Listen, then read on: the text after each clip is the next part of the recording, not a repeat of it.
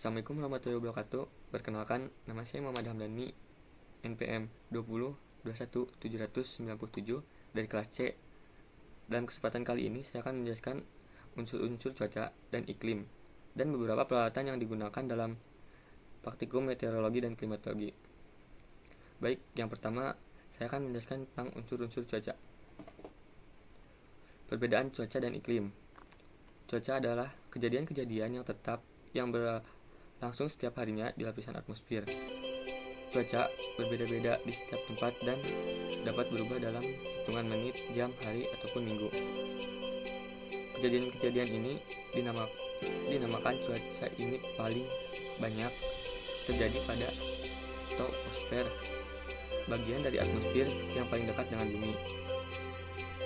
Sementara itu, iklim adalah rata-rata cuaca di suatu tempat dalam waktu beberapa dekade. Berbeda dengan cuaca yang dapat berubah sangat cepat, iklim butuh waktu ratusan, ribuan, hingga jutaan tahun untuk bisa berubah.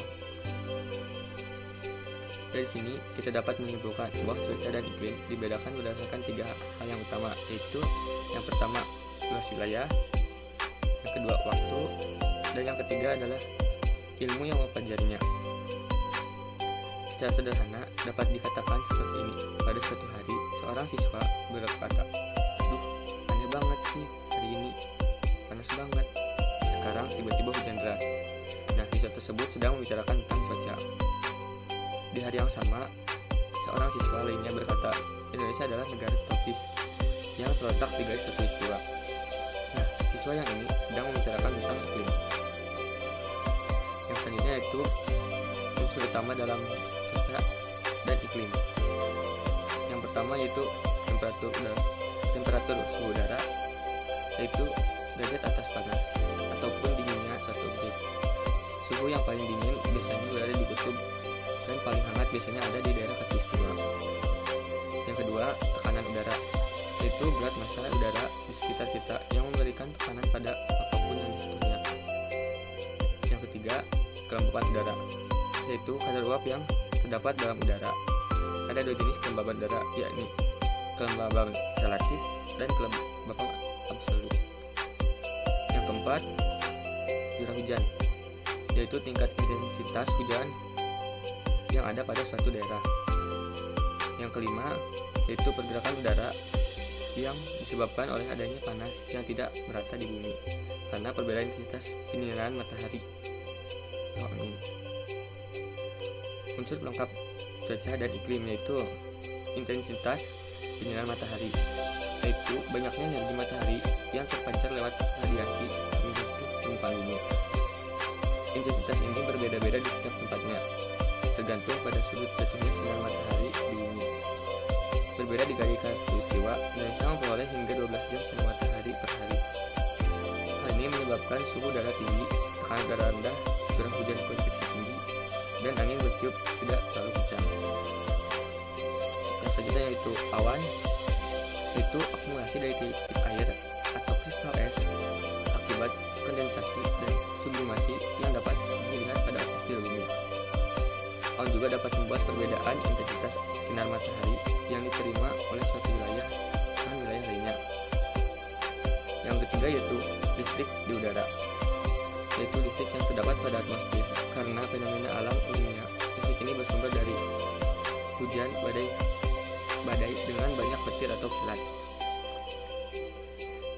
Gejala yang dijumpai pada cuaca dan iklim yaitu yang pertama kabut, yang kedua embun, yang ketiga El Nino, dan yang keempat La Nina. Yang selanjutnya kita akan bahas tentang peralatan praktikum meteorologi dan klimatologi. Yang pertama itu ada actinograph bimetal atau nama alat actinograph bimetal. Fungsinya, alat ini adalah pengukur pencatat secara otomatis intensitas radiasi matahari. Cara pengamatannya yaitu dengan awal operasi dimulai pada pukul 6 waktu setempat atau dalam saat matahari belum keluar bersinar. Buka cover atau penutup alat, lepaskan jam lock dan sifatnya. Lalu pasang kipas hias Isi pias tepat terhimpit di jepitan drum lock. Lalu hidupkan sistem dan lock. Yang selanjutnya, pasang drum lock kembali pada tempatnya. Putar drum lock agar ujung pena jatuh pada jam dan hari awal pengukuran.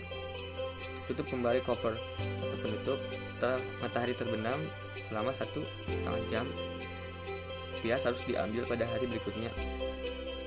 Ulangi langkah pertama dan yang langkah ke-9.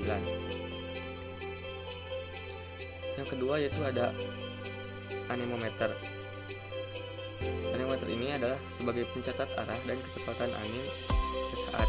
Cara pengamatannya yaitu dengan satuan arah angin 8 mata angin, kecepatan angin atau knot. 1 knot sama dengan 1,8 km per jam. Keterangan yang dimaksud arah angin yaitu arah dari mana angin berhembus. Yang ketiga yaitu ada compass stokes. Fungsinya adalah mencatat lamanya penyinaran matahari. Cara pengamatannya yaitu 1 jam atau presentasi. Jenis pias 3 macam: pias lengkung panjang, pias lurus, dan pias lengkung pendek. Dan selanjutnya itu ada cup counter anemometer. Nama ini adalah cup counter anemometer. Fungsi pengukurannya adalah kecepatan angin rata-rata harian. Cara pengamatannya itu dengan prinsip kerja seperti gerakan speedometer sepeda motor dalam satuan kilometer per jam. Kecepatan angin rata-rata harian sisi pembacaan angka dibagi 24 jam. Yang selanjutnya yaitu ada volume air samples. Alat ini berfungsi sebagai pengukur partikel kecil pada aerosols di udara atau debu, karbon, dan lain-lain. Cara pengamatannya itu menggunakan satuan mikrogram. Keterangannya itu adalah pias harian atau mingguan. Sensor suhu terbuat dari logam. Bila udara panas, logam memuai dan menggerakkan pena kertas. Bila udara dingin, mengkerut, gerakan pena turun. Sensor kelembaban udara terbuat dari rambut manusia.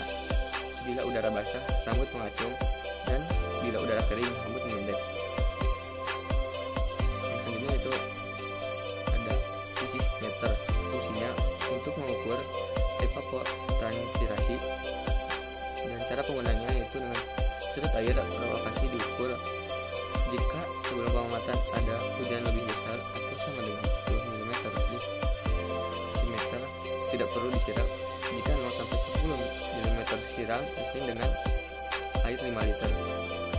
Jika tidak ada hujan, siram mesinnya dengan air 10 liter.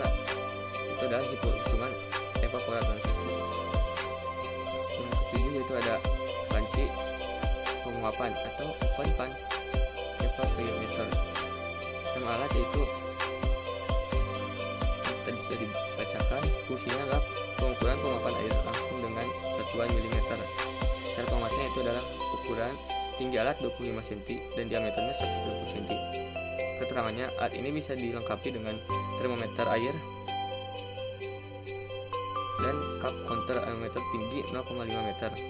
Alat pengukur tinggi permukaan air atau Fox Give. Pengukuran jumlah evaporasi dilaksanakan 1 kali setiap hari pada jam 7 setempat. Yang selanjutnya ada alat penakar hujan otomatis. Fungsinya adalah sebagai pencatat intensitas curah hujan, tingkat kelembaban, dan cara penggunaannya atau pengamatannya dengan jika terjadi hujan air masuk ke corong, maka air mengalir ke tabung pelampung melalui selang dan mengangkat pelampungnya. Pena yang terhubung ke pelampung merekam data kertas pias. Kertas pias berputar seirama dengan gerakan clock drum. Jika jumlah curah hujan yang tertampung mencapai 10 mm, maka air tersebut tumpah melalui pipa Havel dan mereset pena ke posisi 0. Yang selanjutnya ada penakar hujan atau observasi. Fungsinya adalah mengukur curah hujan. Cara pengamatannya dengan buka gembok pada keran penukar hujan OBS. Letakkan gelas penakar di bawah korong atau keran. Kemudian buka keran pelan-pelan tunggu sampai air di bak penampungan habis. Baca jumlah air hujan yang tertampung di gelas, ukur dan catat hasilnya. Jika perkiraan jumlah curah hujan melebihi 25 mm sebelum airnya mencapai skala 25 mm, tertutup kerannya. Kemudian lakukan pembacaan dan catatan hasilnya. Kemudian buang air dan lanjutkan pengukuran terhadap air yang masih tersisa di bak. Setelah selesai, jumlahkan semua hasil hal yang pengukuran yang sudah dilakukan. Pada waktu melakukan pembacaan, letakkan gelas ukur pada bidang yang rata atau datar untuk menghindari kesalahan pembacaan akibat kesalahan paralak. Mungkin sekian dari saya. Terima kasih. Wassalamualaikum warahmatullahi wabarakatuh.